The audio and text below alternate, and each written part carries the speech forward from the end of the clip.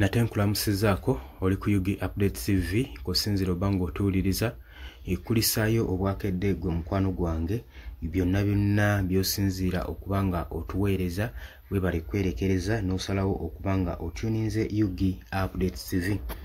Kakati nno wuno edi teacher okuva mu Kabale district akwatiddwa mu ngeri ey'obukambwe. Lwaki? Kigambibwa nti ono edi teacher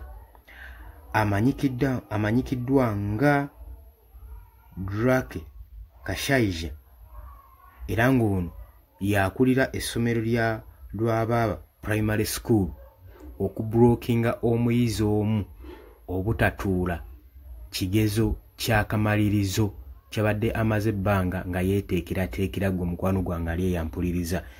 Era n'oluvannyuma poliisi ebiyingiddemu head teacher ono n'akwatibwa. Omuyizi ablookingiddwa obutatuula bibuuzo bye byakamalirizo abadde amanyikiddwa nga Ezekiel Hayimbisibwe. Yono agaaniddwa otuula ekigezo ng'ensonga kigambibwa mbu head teacher ono Kashaija agamba nti abanja omwana ono $7,000 ejja coaching.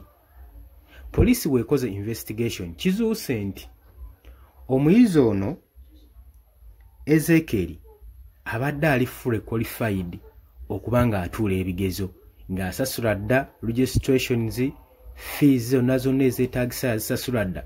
Ebisaanizo byonna ebimuganya okutuula ebigezo bino yali yabimalirizaayo, naye edi teacher ng'agamba nti yasasula $7,000 egyali ejja coaching. Can you imagine?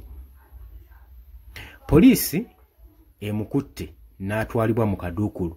Investigation ekitono ekikoleddwa bwe bamubuuzizza edi teacher ono agambye nti nno ye tannasitoopingako omwana ono kugenda kutuula bigezo, wabula ng'agamba nti omwana ono Ezekiel yazze kikeerezi nga n'ekigezo kinaatera okuggwa.